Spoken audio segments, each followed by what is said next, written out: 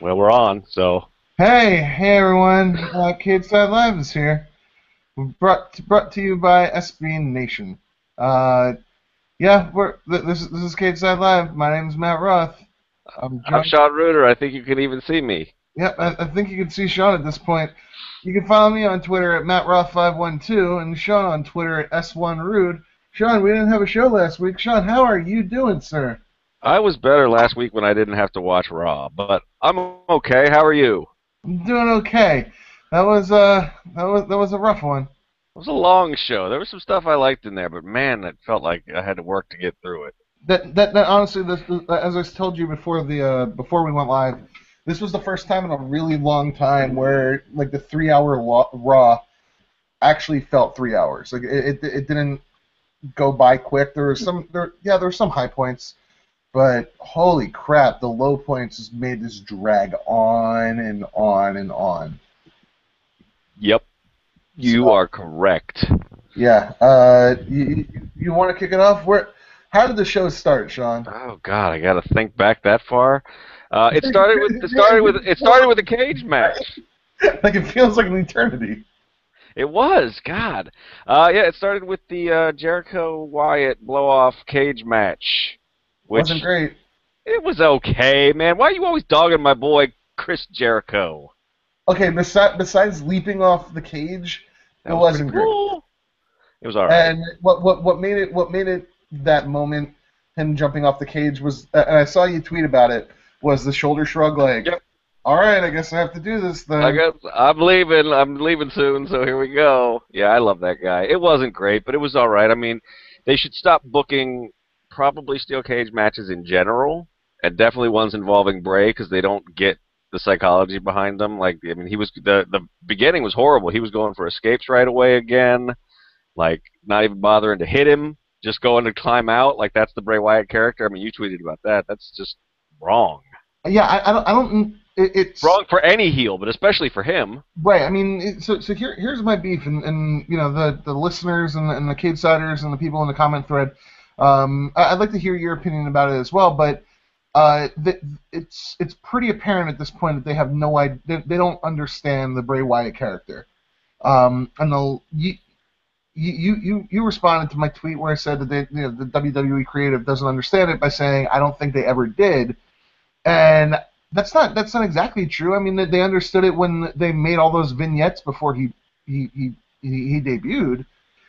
But then after that, they have no idea what to do with this character. They don't get it. They don't understand the character because if he's like the eater of worlds, the destroyer of worlds, the cage match should be his domain. Like Right. you can't escape. I'm going to destroy you and leave you in a pile of blood and urine. That's like the Brock Lesnar promo. That should be the character of Bray Wyatt. And instead, we get Bray Wyatt trying to run out the cage door. That shouldn't even be a thing for him. Like, I'm not going to let you escape. That's the Bray Wyatt character. You aren't going to escape. I'm going to beat you to death. And Yeah. instead, like, I didn't like. There were some really cool spots. The leaping off the fence was a high point. But for the most part, where the ending I didn't like, where he beats Jericho's leg and then just falls out of the cage, anticlimactic to me. They really don't get this character at all. And if we're reading about the house shows and how he's jobbing to the big show at house show or jobbing to Great Khali at house shows, like they don't care. They don't care. They don't care about this character. They don't care about anything. They just they don't care about this character. It's as good as dead. Yeah, this match gave me a little bit more hope. Like I said, I guess I liked it more than you did. I thought the finish was okay. It seemed like I agree on the character stuff. I lost. I don't even know why these guys were feuding at this point. Just because Jericho's a veteran and he needs to put over people. I mean, I don't know. I lost somewhere like the work shoot. I don't even know what they're fighting over. It didn't seem like it had anything to do with Bray's message again. I guess it was the same story as the Cena feud, but that I don't know. Anyway, I didn't know what they were fighting over. I thought the finish was okay. I mean, Jericho got a lot of offense in, so it looked like Bray accomplished something in beating him, so nobody looked too weak in the finish. And at least Bray did go back in to inflict more damage after the bell. He didn't just like get carried out after the win by his boys. So yeah, I don't know. I We're mean, finally with him again. yeah, but they only helped out sometimes. Like there were a few times where Jericho was going to escape the cage and they didn't care, but then the one time, then they had to get involved. They don't know how to book these things. Yeah, I mean, I understand that the house show thing, he's got to lose to the faces because faces win on house shows, but it shouldn't be Khali. It shouldn't be Show. I don't know. I don't have a. They still. This was a good step in rehabilitating him, but I don't think they're going to follow up. I have no faith that they're going to follow it up with, doing the next right thing with him. So No, he'll be back. He'll be back to mid card heel jobber, I guess. yeah, which is crazy because for a period of time we were discussing him as like the heel of the future. Oh, it wasn't that long ago. I mean, we were talking. There were rumors that he was going to win at Money at the Bank. Remember before? Yeah, like I mean, we thought he was going to be world champ. yeah, but we're like this is the heel of the future. He's he's going to be the next Undertaker basically. Right. And that didn't happen. No time soon. Yep. But like we're not even saying like this is going to happen in the next like. That it may not be another 3 years. Like that, to me, they've done so much damage to the character by not understanding the character. And yeah, for Bray Wyatt, the wins and losses don't mean a ton, but like he still has to win. And if he doesn't win, then he needs to be the one that's standing over the carcass at the end. Like you pinned me, but then my boys, Eric and Luke are going to come in.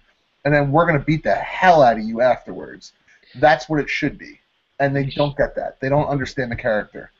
No, I mean, not to jump ahead to Cena, but they need to not. I mean, they should never book their hot young acts against Cena. And I don't know if somebody politics to have them do that. I don't know if Vince thinks it's funny, but they keep putting. They did it to Ryback.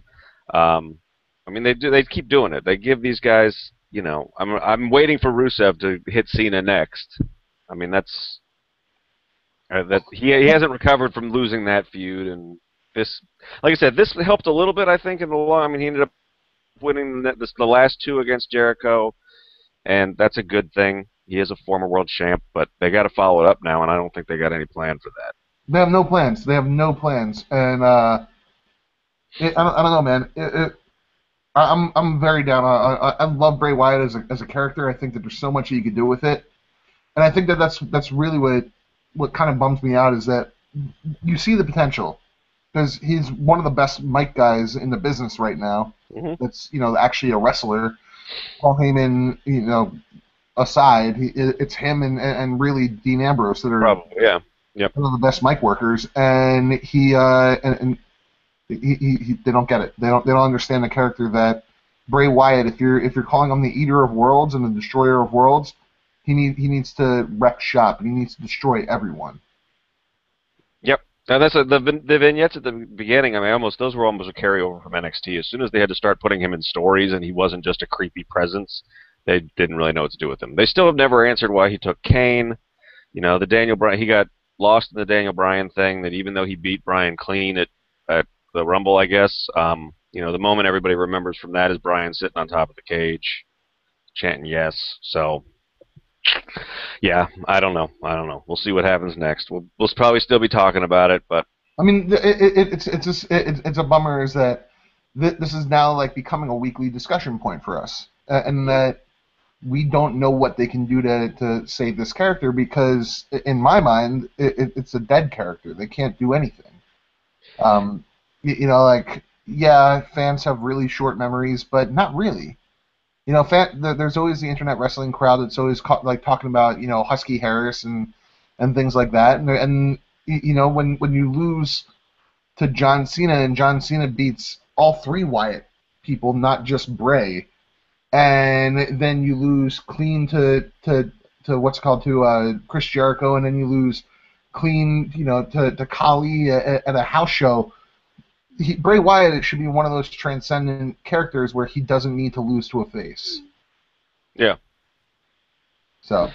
Yeah, I mean, at least we're talking about him again. There was a while there where he just sort of disappeared off the radar, so I guess he is young, so, I mean, he's not dead, but they've got a lot of work to do to save him, and he could have been hot a lot quicker. I mean, he could have been a contender. But, yeah, could have been a contender. Could have been but he could have yeah. and I'm seeing Drew Nicholas brings up in the comment thread that Ryback, Bray, Sandow were all of John's recent victims, and it's not wrong. I mean, Damian Sandow, he was the Money in the Bank winner. Everybody was talking about how because he's so great on the microphone, and he was supposed to be a Triple H guy. I mean, when he first came up, there was a lot of. I mean, because he's a Killer Kowalski guy. Yeah. Triple H's trainer, but like John Cena killed that character. Yep. I don't know. He was in the next segment though, so we got our segue. Yeah, we do have a segue into that, which was one of the most painful segments, and I think this is when I started mentally checking out of this episode. Yeah, this is how this whole episode was for me. Like, I mean, I enjoyed the cage match. I didn't think it was great. I probably won't go back and watch it, but I was like, okay, that's they started with a match. That's nice, not a 15-minute talking segment. So I was okay, and then boom, Dolph Ziggler doing comedy with. At least it wasn't photoshopped, but it was just as bad. Yeah. I mean, so Dolph Ziggler comes out, and the WWE is not usually topical, and so props to them for being topical with the celebrity nudes. Mm-hmm. You got to hear Jerry Lawler say stuff like, "They hacked that darn cloud," or whatever he said. Oh, God. Like. The announcers were horrible tonight too. But and I feel bad for Ziggler because Ziggler's actually a funny guy. Like away from the WWE, away from the WWE writing staff, he's really funny. And we didn't get that tonight. We got Dolph Ziggler doing John Cena type comedy. Yeah, I mean, the thing is, I mean, this is good for Dolph, I think, because they treated him like they treat their top baby faces. He got to come out, he got to do a bad comedy bit where, he was actually being a dick to the heel, and the heel was actually right in any other world other than WWE. So, I mean, that's good for Dolph. They're treating him like a star. But it was horrible. It was painful to watch. Yeah, there was no crowd reaction to any of it either. Oh, no. Like, the crowd did not care. I mean, good that he's on TV, and at least there's a real feud, I guess, like a kind of a real feud. But yeah, I mean, I still think Miz is doing great work. He had a little line about I think he said the pictures were taken for medicinal purposes only or something. I chuckled. That was the only time I chuckled in the whole thing. Yeah, it's ridiculous that Dolph with his bleach blonde hair is making fun of anybody else for spray tanning. I mean, the whole thing was just bad, but. It was there. And then the WWE actually tweeted out the final photo where Sandow is actually spray tanning the Miz. Mm-hmm. He tweeted out that photo like, no, don't just forget that this segment ever happened. Like, you don't need to remind me that this happened. Just forget about it. It didn't happen. Just don't. Mm-hmm.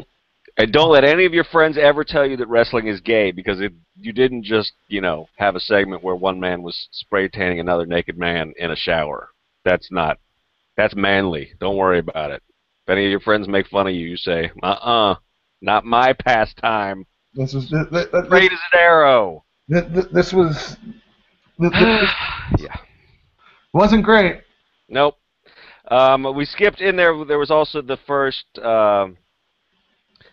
Randy Orton, the Authority was backstage being evil, and Randy Orton came up and flubbed his line about how he wanted to do something, and Triple H gave him permission. So that happened in there too. Because that was you know why we forgot about it? Because it was forgettable. That's right. But it was Corporate Kane and whatever. All right, then. Oh, this pissed me off. Then we had the AJ Page, Natalya, Rosa Mendez fight. Nope. Don't want to talk about this one. But this is Stephanie's evil plan to give Nikki an edge in their triple threat match at Hell in a Cell or whatever. What's our next pay-per-view? I don't even fucking know. Night of Champions? Okay. That one. This is Stephanie's evil plan, was to make them tag together, and that would somehow cause them to be weaker for Hell in a Cell, and Nikki would win. So anyway, yeah. There was a lot of lesbian stuff again because whole lot of lesbian stuff. Yep. because that's what we do. And AJ won with Black Widow, and boy, Rosa Mendez is not good at pro wrestling. I'm gonna hold my tongue because I was gonna say something really really. But what I will say is that it's clear that what we've talked about in the past about how they're wasting Monday Night Raw segments for Total Divas. It's clear that's exactly what they're doing. Yeah, this is really, it's a fit. I mean, at this point, they've just merged. See, you mentioned like how we were talking a few months ago how about like Bray could be a world champion, and we were also talking a few months ago like how it's amazing that they had these different diva feuds going on, and they've just put them all together as one, and they're all designed to put over the stupid reality show because that's all the announcers could talk about is how Natty and Rosa are friends on the reality show, and but maybe Natty doesn't really like her, and oh my god, and but. What doesn't this is my beef is that if the reality show what they filmed this week was on Sunday's episode of this next Sunday's totally fine because you're staying current, but the episode from last night that aired that took place 5 months ago. Yeah, I don't understand. I mean, I don't watch Total Divas, but I read the recaps, and I was thinking about. I wrote a piece about it last week. I don't understand because the stuff.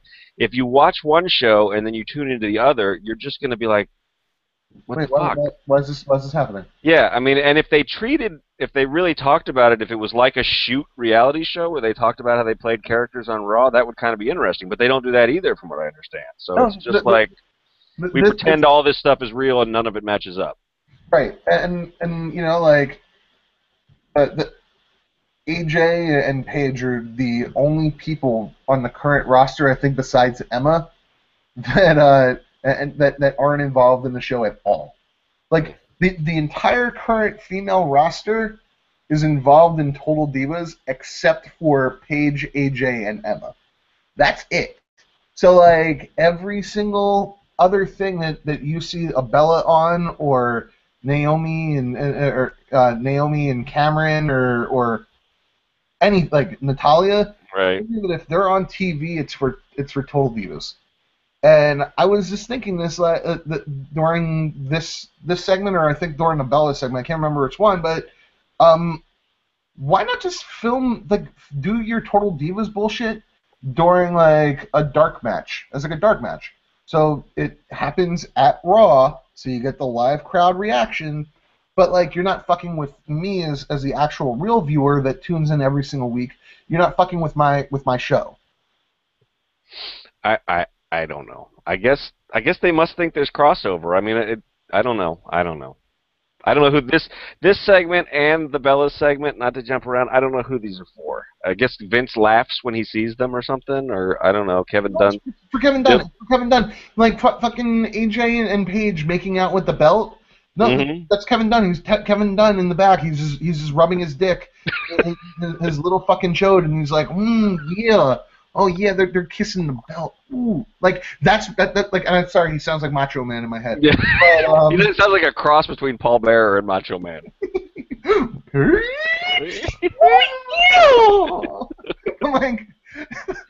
like, oh dear God. That's exactly what in my mind. That's what's happening. Kevin Dunn is in the back and he's like, oh my God, this is gonna be great. They're kissing the belt. And there's so much sexual tension between them, and like eventually we're gonna get another rated R superstar kind of live sex show segment, and it's just gonna be Paige and AJ just full on going at it under covers, and that's gonna happen, Sean. That's gonna happen. I'm telling you, it's gonna happen. I'm not saying it's not sexy, but that's what I have the internet for. I don't need pretend versions of it on my wrestling show. I am warning you that is where this is going. This is the direction of the feud. Is that eventually it ends with Paige having to be AJ's girlfriend, a girlfriend.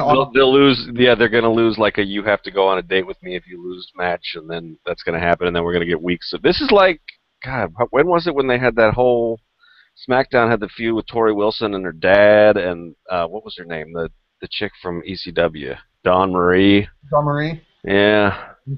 Oh, I don't want to think about that anymore. Look, I'm telling you exactly what's happening. I'm telling you that that's the direction that they're going to do. Is that AJ is going to win a date with Paige when she wins the title again, and she's going to have Paige is going to have to be her girlfriend, and it's going to be the most uncomfortable thing for us to watch. But Kevin Dunn is going to be playing with this little wiener in the back, and it's going to be amazing television for him. Hulk Hogan wasn't Mr. America, and the thread asks if we think Paige and AJ Lee are comfortable with their current storyline. I don't think they have a choice. I mean, if they want to be on WWE, this is what you do. I mean, I think they're probably okay with it. I mean, I guess. I mean, but they don't have a choice, and I don't think this is like. I mean, Paige grew up in a wrestling family, and AJ's wanted to be a wrestler since she was 8. I don't think when they were little girls they dreamed about having, lesbian stalker angles with each other, but they do this so that they can hopefully get a chance to wrestle real matches every once in a while. There's very few people on the roster that I would say have the ability to shoot down a storyline anyway. And none of them are divas.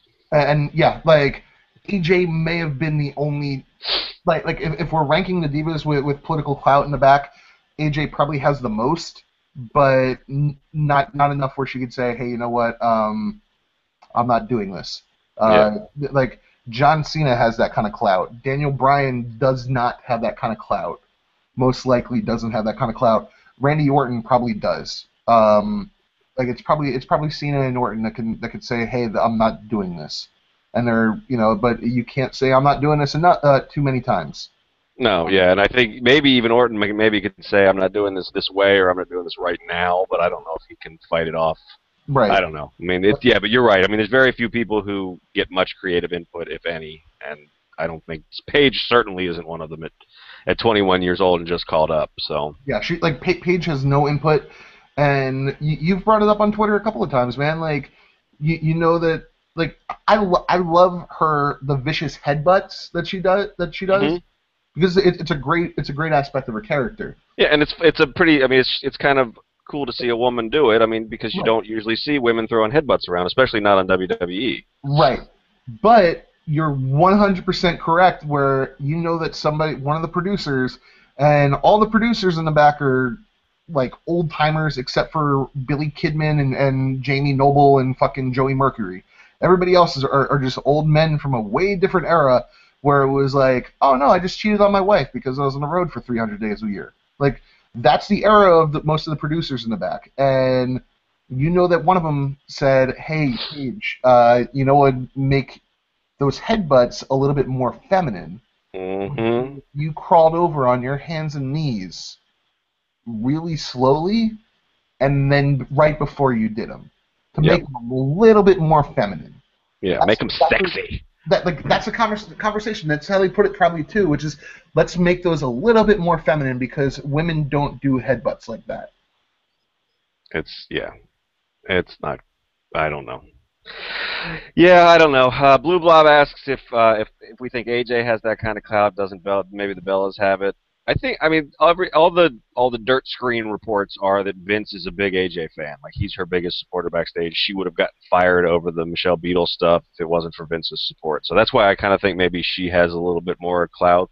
The Bellas probably do have some. I mean, I don't think they're irreplaceable on Total Divas, though. I mean, they put a lot of marketing push behind them, obviously, but I still don't know if they can write their own storylines. I mean, I hope they would write themselves out of the crap they're doing right now if they had the clout, but maybe not. I don't know. Yeah, I would say that if there's a diva with clout, it would be AJ.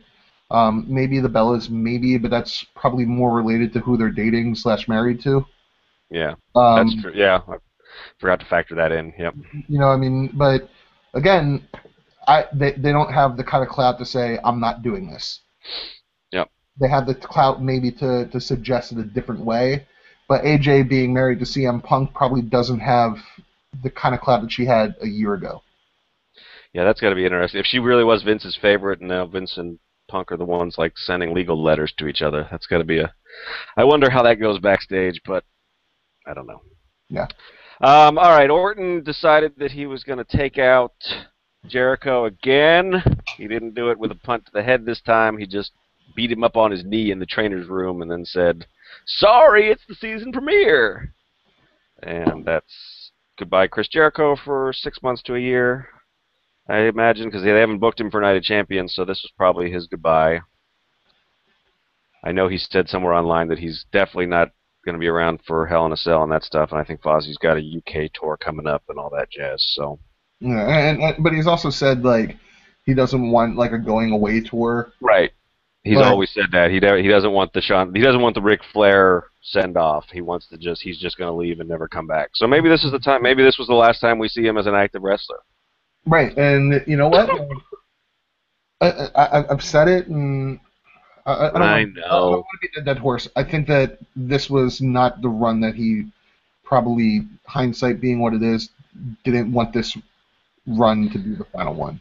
Yeah, we've had diminishing returns with his last couple runs. I mean, age is catching up to the dude. So, I mean, I still love him, but, yep, it might be time. So we'll see what happens.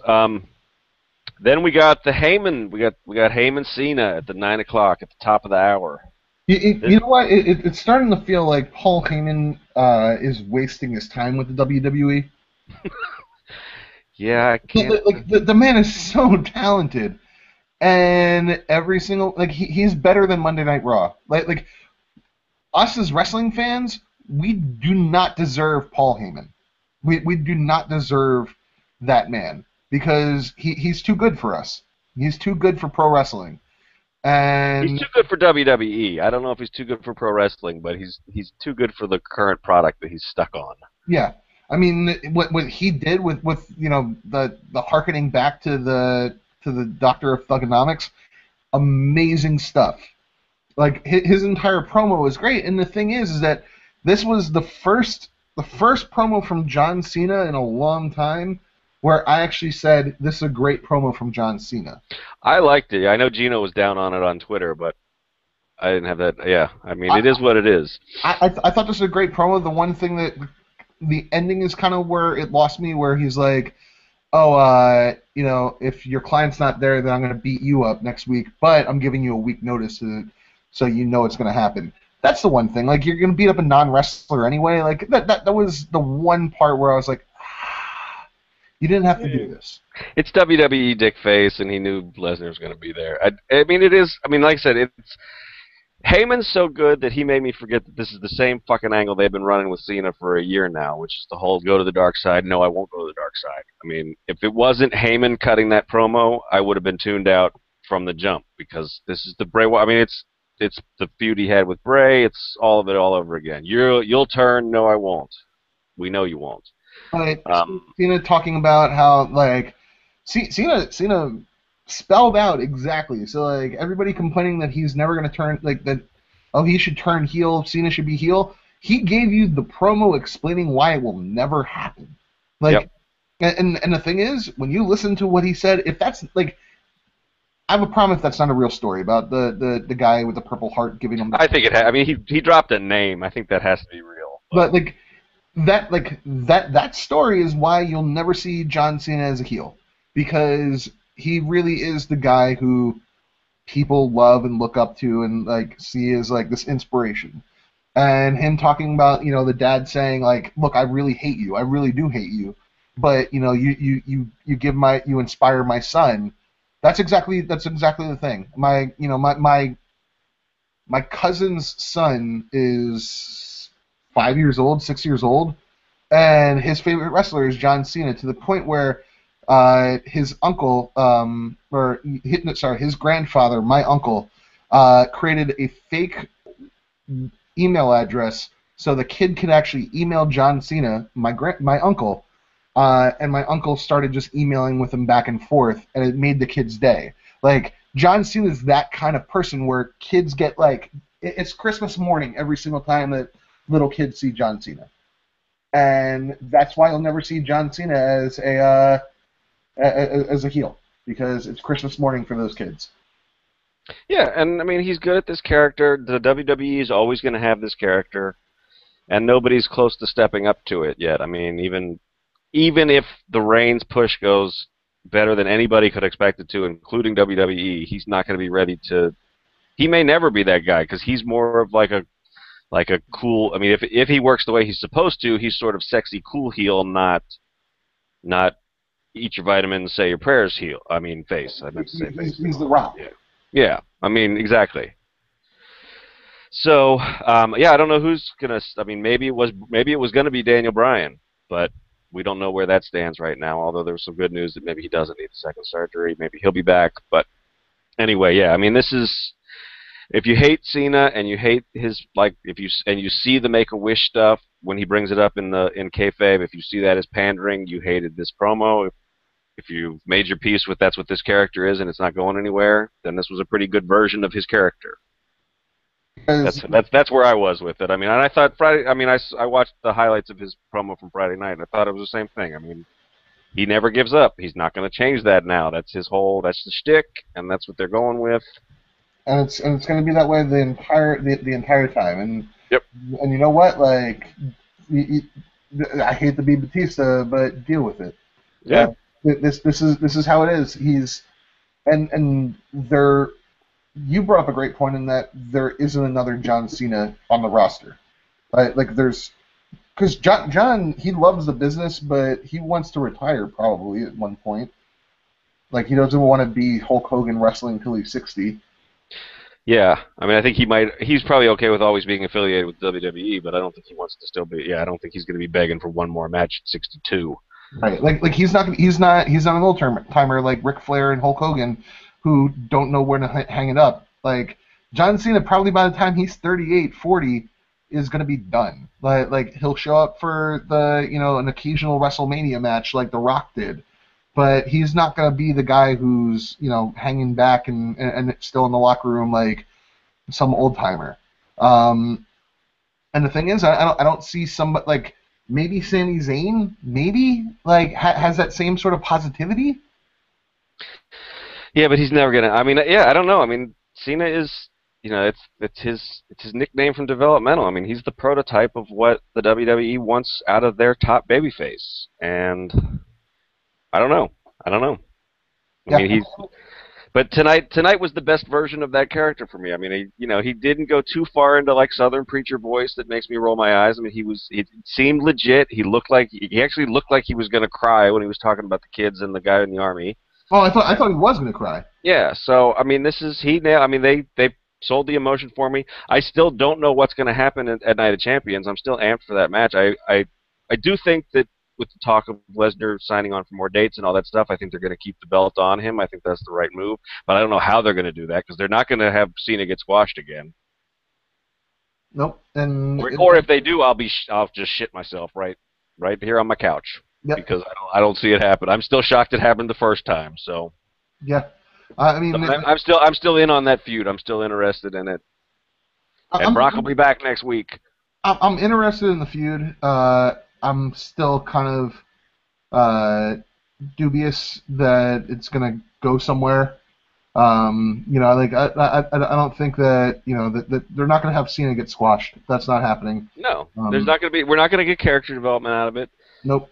We're gonna. I still think. I mean, I know Gino and I got into it pretty heated last time on the last podcast. I still think that there's a pretty decent chance that the guy that eventually overcomes Lesnar is Cena. Just they're gonna have him spin off and do some other things for a while they make more of a beast out of Brock. We'll see.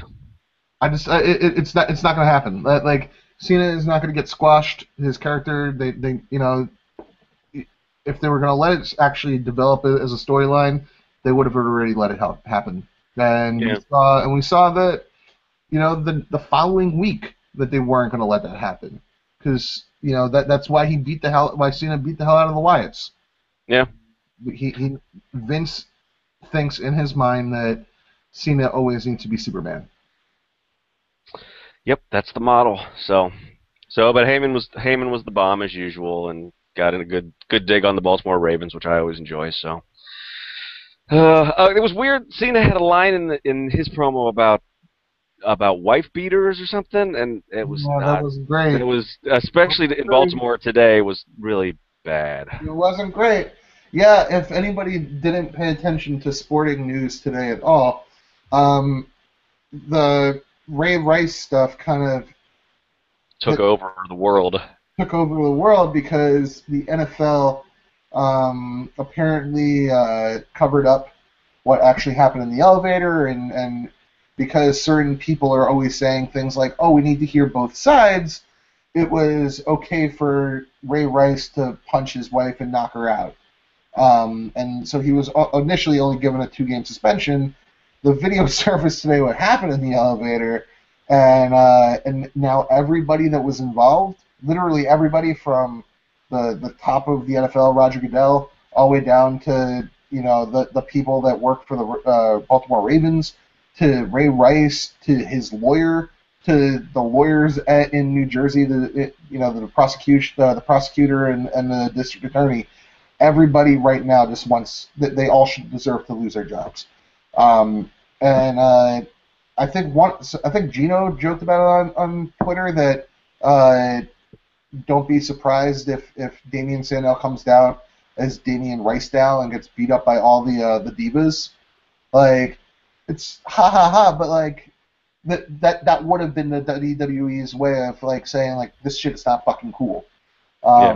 But yeah, that making any reference to a wife beater or anything, I hope that it was tone deaf. Yeah.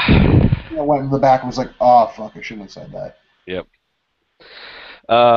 Yeah. So yeah, he also Space Modulator in the thread puts over that he did put himself over Taker there, saying that when Brock beat up Taker didn't come back, but Cena did, which I think they probably script that just to piss off marks like us, but yeah, I don't know. It is, like I said, the whole thing to me was kind of it is what it is, except for the wife beater line, which was just unfortunate.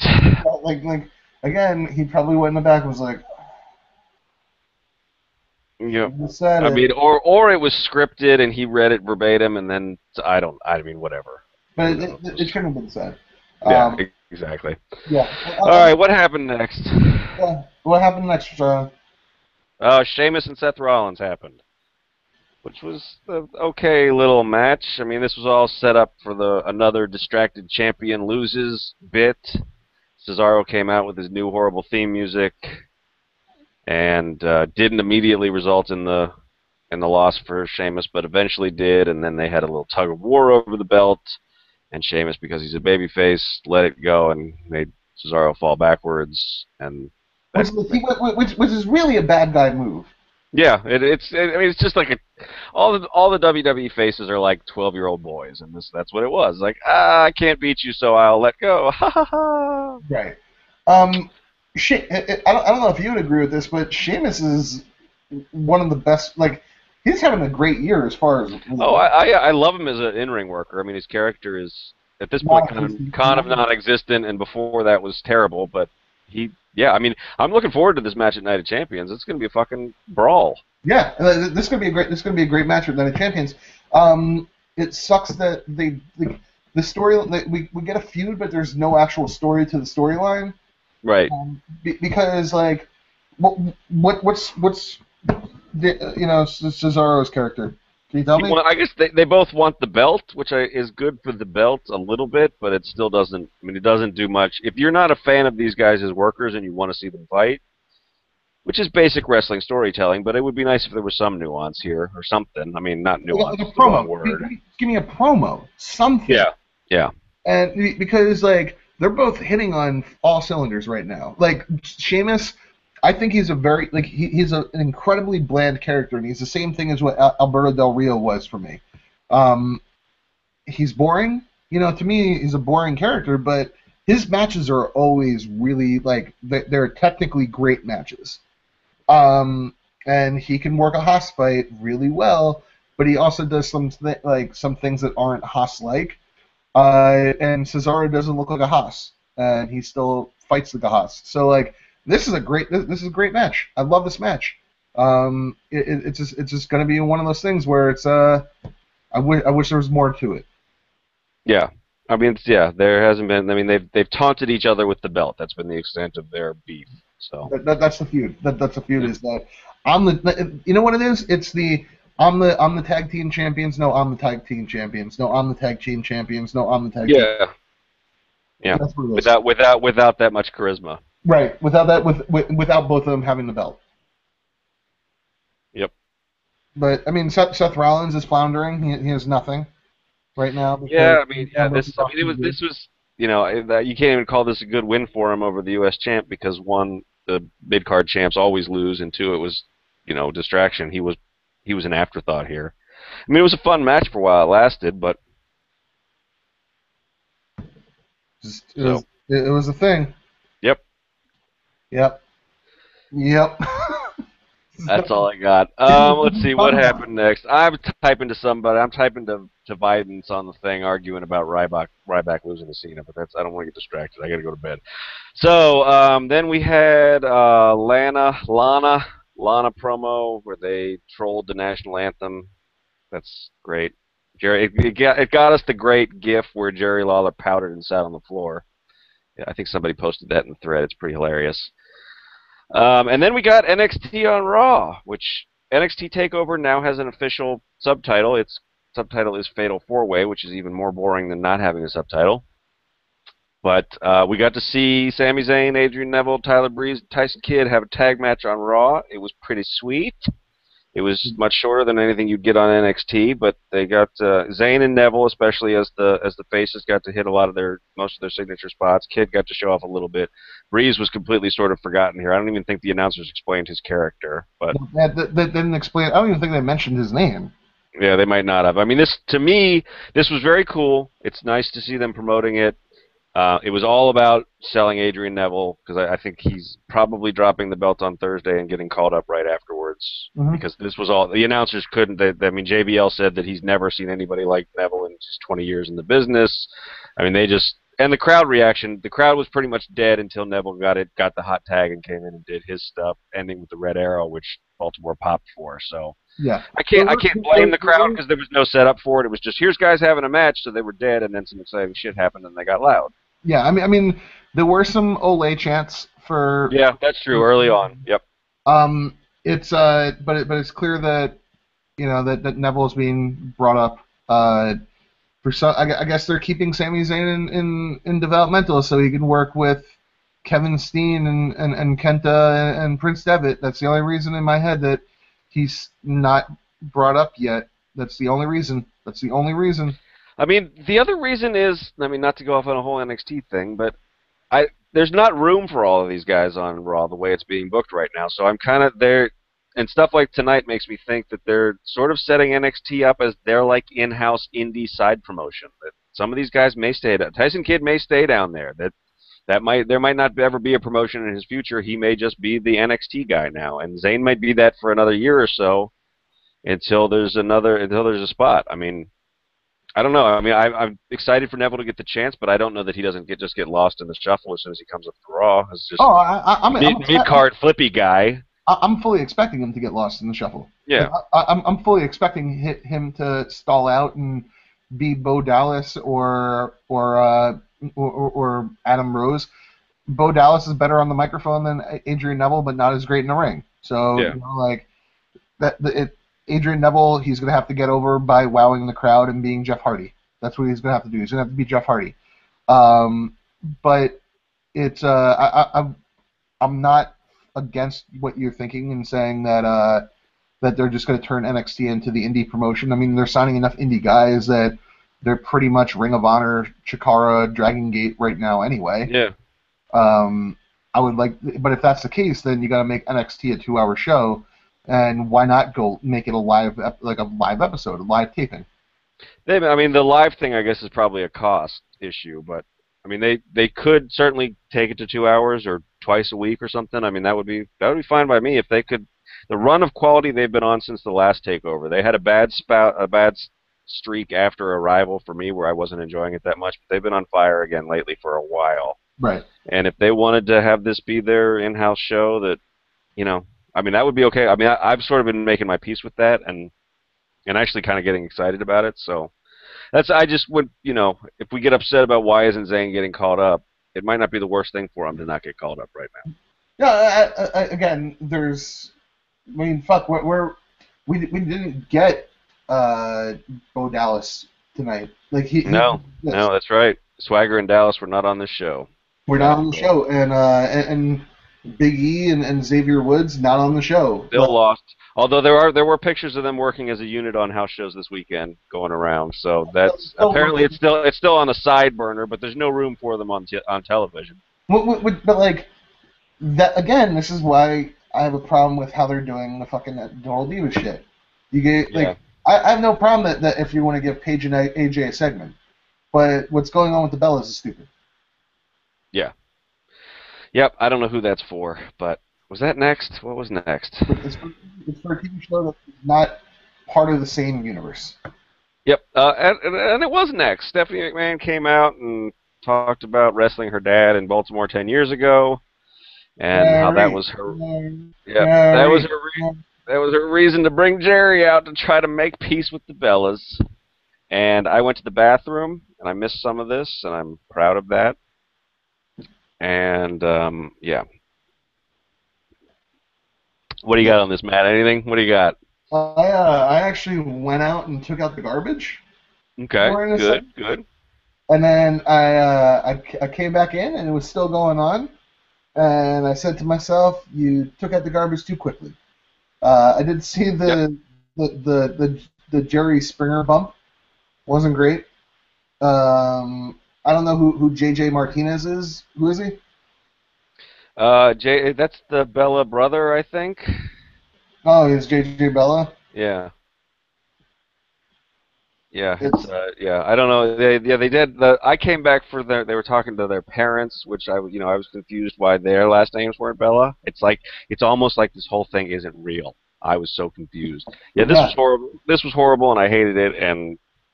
But I don't know. The crowd seemed loud. Somebody must be enjoying this, and I hope they're getting help. If you enjoy this and you're like, you know what, I'm okay not getting the product, the best product. I'm okay getting mediocre product, and that's good for you. I'm not one of those people. I don't want a mediocre product, especially when I could have been watching football tonight.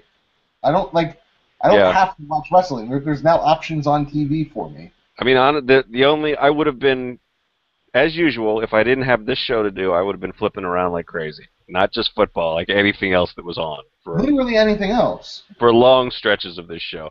I didn't hate this show, but there was big stretches of crap in between the stuff that I did like. Right, and that's the thing is that there were some high points of the show. There like legitimately good moments of the show, and then but there's long stretches of really terrible stuff where I zoned out, and that shouldn't happen. Yeah. Pro wrestling should be something where it's like watching a Jason Statham movie, and you just don't have to think, and you can just watch it, and you just get to digest it, and it's not like, oh, hey, I have to think about it. It should be a Jason Statham. It should be The Expendables. That's what pro wrestling should be. It should be The Expendables, or Crank, or Shoot 'Em Up, any really dumb action movie that you just put on your DVD player and just watch. It should at least be that, yeah. I mean, it could be more, but wrestling is the only thing that I have to work through to, I mean, all my other pastimes, if they gave me if there was as much stuff about them that I didn't like as WWE gives me, I would give up. Right, but then you get a great show, and you're like, oh, you know what? They're getting it, and you turn into a Cubs fan. You go, this is the year. Yeah. And you don't. It's not the year. Nope, still not. Yeah. So I sure hope Jerry Springer didn't get hurt. Actually, I don't really care. But I would not be surprised if he actually did get hurt. You know what? I kind of hope that he did, because then when the WWE calls again and says, "Hey, Jer, how about another segment?" He's gonna go, "No, I'm not gonna do it, guys." Yeah, he'll be back. I don't know. I don't know anything about Jerry Springer at this point, so I didn't even know if his show was still on. I have no idea. I know that Jerry Springer is a man, a real person, actually a really intelligent person. But well, he was mayor of Cincinnati or something, I think. So yeah, he's actually a really, really smart guy, and this is what he is now. Well, he makes money off of it, so. Yeah, but here's the thing, like the WWE always has these special guests, and the one that always like comes in my mind, that was like fall back to remembering is like Hugh Jackman. Hugh Jackman gets amped when he's on Yeah. Raw. Like he gets amped being there. But there's some, like Flo Rida. I have no doubt in my mind that Flo Rida is actually a fan of the WWE. I'm sure he's friends with The Rock in real life. And he actually enjoys the product. But then you get some people where it's like, you don't have to have a special guest every week, guys. Like some of these people don't actually care about your product, and it's like, wait, you're gonna give me $2 million to show up? Yeah, totally, I'm gonna do it. Yeah. I don't know. It's this. I don't. Yeah, I don't know what the. I don't understand what the point of the whole Bella's stuff is. I mean, I guess I don't know. Are they trying to get Brie over as a big baby face? I guess so. I guess she's gonna be the next Daniel Bryan, where they're trying to build her as Daniel, and she overcomes the odds, and she's amazing, and she's fought back so much because she had to first face Stephanie McMahon, and then she had to face her sister, and everybody's saying that they wish she died in the fetus, and And yeah, I don't know. I wish she died in the fetus too. That's horrible. Yeah, I don't know. I mean, it doesn't seem like it really sells Total Divas. I don't know why they're pushing Brie as a face, because she keeps talking about wanting to take off time to go and have Daniel Bryan's babies, and she can't cut a promo, so I don't know how you can build around her as a babyface. But there it is, and hopefully it'll be over soon. I don't know. They still didn't. I figured that this was going to be. I mean, they got to put Brie in this championship match too, right? Or at some point, and we've only got one more show to do that next week, so that's great. So that means they'll have another segment next week. Fantastic. Yep, and then Sean, guess what? And then probably one of them's going to win the belt. One of the belts is going to be the belt. One of the belts is going to be champion, Sean. Well, then we could finally get the date on a pole match between AJ and Paige when they don't have that pesky belt to make out with anymore. Yeah, we can just get some HLA. Yep, they're going to put a kissing booth in the parking lot, and Paige is going to fall on hard times, and she's going to charge $1 kisses, and AJ is going to show up with $1 and be like, well, you got to kiss me now, and that's how it's going to happen. You know what? I shouldn't have said that, because I am sure that they listen to this show. Oh, you just made their job easier. Thanks, Matt. All right, Jerry did a stretcher job, gave up some thumbs up, and then we had the Dust Brothers in a minute-long match. So it just reminded us they're sort of heelish, and then the Usos attacked them. And there's another feud that will probably be a good match, and we don't really have anything to care about. Right. I mean, which one of the Usos is hurt? Jimmy. I don't know. One of the Usos is hurt. Mm-hmm. One of the ones that has a J name is hurt. He's on crutches, but he smashed one of the Dust Brothers with the crutch, and then threw the other crutch, and then he started dancing back and forth on his bum knee. So I don't want to make any assumptions, but I don't think he's really hurt in real life.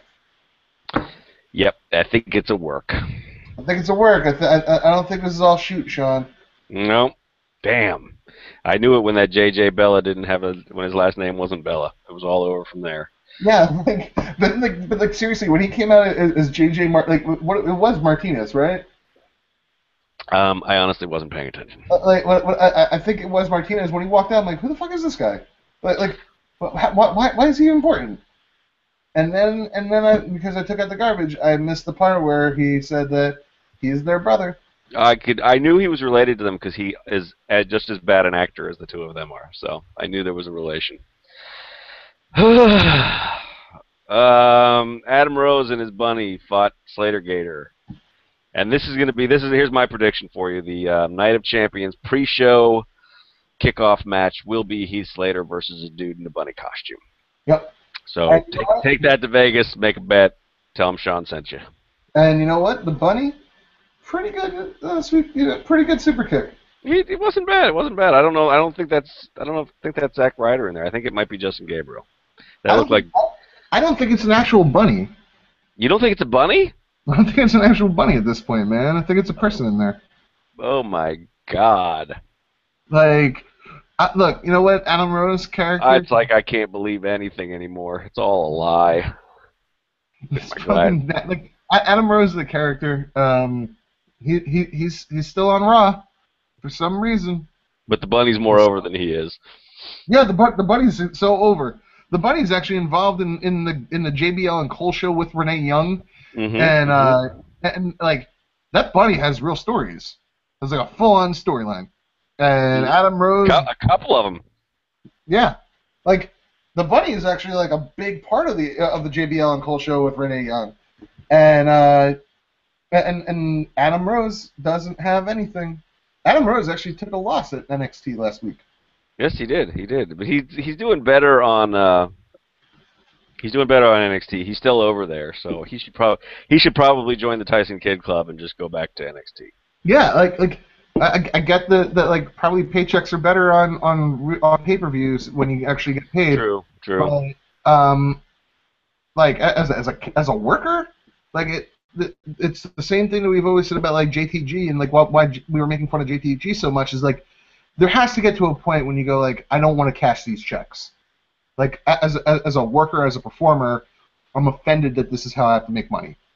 And I would think so. I mean, I've gotten paid well for bad jobs before, and eventually, I mean, it works for a while, and then you just gets to be too soul crushing. So yeah, I'm sure.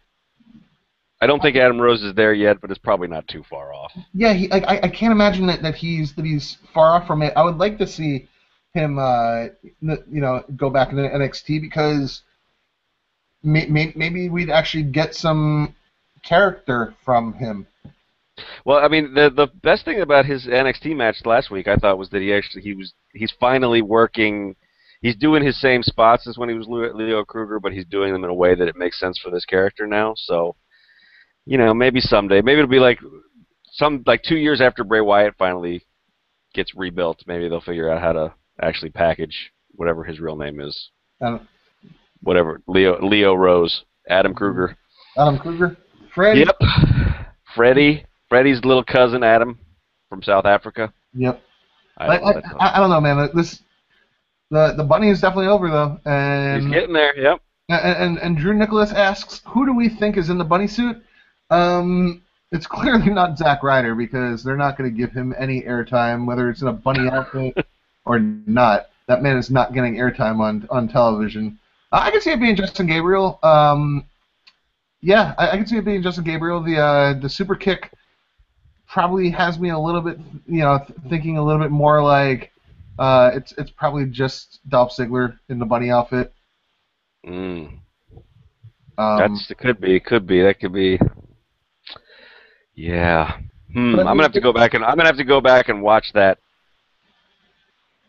and see and really break down the tape. I'll next week I'll do like a Tony Dungy on here. I'll stratocast it all up and we'll figure it out.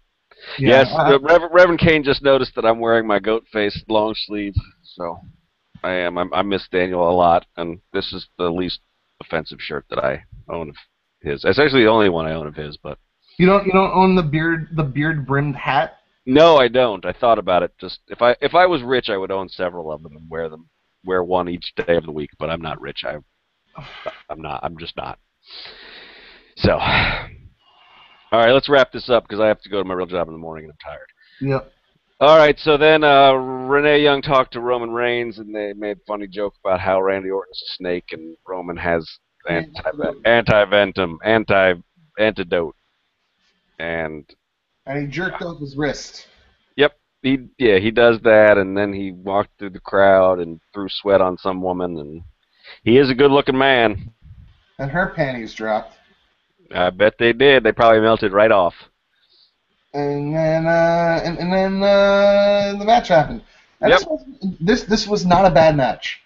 No, I'll give him credit. I liked it better than the SummerSlam match, actually. But there was no energy to the match. There was no point to the match. I still don't know, even with the 15 fucking minute overrun that they had to have, just so we could watch another heel beatdown. I don't know what are we right? Are we going to find out tomorrow that Roman Reigns is going to go film a movie and he's going to be gone for a few weeks? I don't understand. Scorpion King 7. starring the ghost of Randy Couture and Roman Reigns. Or the Rundown 2, running down. Still running. Still running. Still down. Oh shit. Yeah. So I don't know. I mean, I still think the match was still structured to have creative ways for Randy Orton to carry the match. We got to see more moves out of Roman Reigns. We did. I thought a couple of the Power Slam counters were really cool from Orton. It was a good match. It was a good match, but like it went on forever. It was kind of like Raw. It was Raw in a nutshell. It was good, but it went on forever, and I don't know what the point was. Right, and that's the problem. Is like, look, Randy Orton's a great worker, like technically sound. He's boring, and this match, because he works a very, very slow pace, and this match was Randy Orton's career. Basically, this was a great display of Randy Orton's career because he just worked at an incredibly slow pace, and it was yeah. Huh. Yep. So then we had the really awkward grand evil scheme was to have the ring crew come down and bring the steel cage down over them, and that led to, I think somebody posted the gif of this in the thread too. Oh, Seth Rollins. Seth Rollins was almost impaled by a giant spike, which that would have been exciting live television, but we missed that, unfortunately, for all you Trader Face haters out there. He did not get impaled by a giant spike. And so Roman was alone in the cage with Randy, even though there were doors and a wide open roof, and he got to beat up Randy for a second, but then Kane figured out there was a door, and Seth figured out there was no roof on top, so they beat up Roman. We got our second top of the cage crossbody spot of the night, one to start the show, one to end the show. One thing that this made me think about Reigns is he knows how to take offense. He doesn't always sell it convincingly, but he looks like he's a safe worker because he caught Seth pretty much perfectly. I think they both came out of this without any more than you would, with the least amount of damage you could expect a person to take from jumping spot.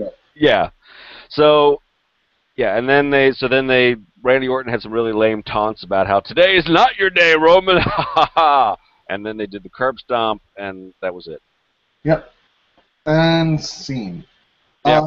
It went too long. I don't know why it went the full 15 minutes after, like the full overrun.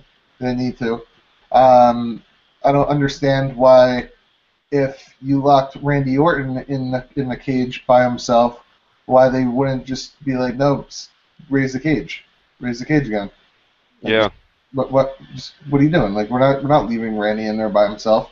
I agree with you. Roman Reigns, he may not be the best seller on the roster, but he put his body in there for Rollins, and there's a lot other guys on the roster that would not have done that. Right. I mean, that kind of gives me hope that he is willing to learn and like put the work in to learn the stuff. Like he's not so big-headed that he's like, I'm the shit already. Right. I mean, I have to read into it a lot, but that gives me some hope. Yeah, I mean, because like Randy Orton has dogged people on suicide dives and stuff, and just completely avoided catching. And the fact that Reigns didn't, and Reigns was right there and like took that bump perfectly so that Seth Rollins didn't die. To me that's a big deal. Yeah, I mean, look, the show is not great, and Sean's getting punished by Gino and has to write the recap. And I hope that's not true because I'm going to bed. If there's no review in the morning, if there's no recap until 10 o'clock tomorrow morning, you'll know it's because I was trying to call Gino's bluff and he wasn't bluffing, and then I really will be fired. And then so here's the thing: 50-50 chance, guys. This is the last episode of Cageside Live. Right. We might never see Jericho again. You might never see me again.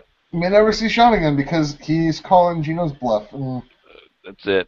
Yeah. So some other comments. I like my main man, Reverend Kane. He's always smarter than me. He thinks that maybe there's leading to, because technically Reigns isn't booked. Reigns and Orton and Rollins and Jericho, none of them are booked for Night of Champions. So he's thinking maybe we get a Reigns, Jericho, Orton, Rollins tag team on that, because now Orton has taken out both Reigns and Jericho. Right. So that might make sense. Fucker Frank and Brigade 17 thought that the angle to end the show was to renew the heat on Reigns and Rollins. I guess maybe. I don't think you need to. I think all you need to do is remind us of how much we all hate Seth Rollins. Right.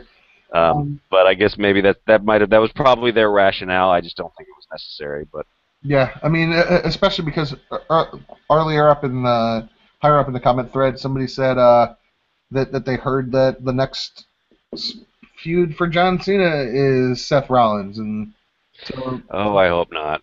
yeah, like don't do it. Like just sacrifice Fandango. Like do Fandango versus John Cena. Like, yeah, have Sam Fandango. He's been off TV in a while. He could come back and say he got like cybernetic enhancements, yeah, and then we'll believe he's a badass, and then Cena can squash him, and he doesn't end up any worse than he was. right. Like don't put fucking Seth Rollins versus Cena. Don't do that. Please don't do that. Like seriously. Don't do that. If Hell in a Cell kicks off a Rollins-Cena feud and has Big Show versus Brock Lesnar, I might cancel the network for that. I make fun of people for threatening to cancel the network, but I can watch NXT on Hulu a day later. I might cancel the network if those two feuds are the headline of Hell in a Cell. Speaking of NXT, Sean, before we close out the show tonight, hey, you want to do this again on Thursday?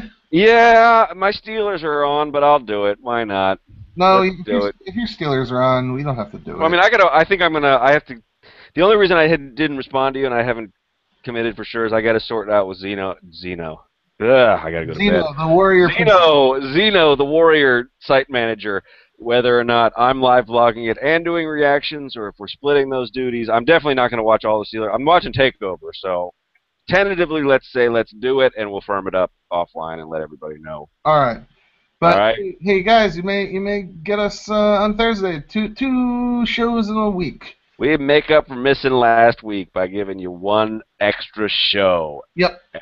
Then you'll just, and maybe I'll wear a different wrestling shirt for you, and my hair will look good, and you all just have to deal with it. Yep. Deal with it, guys.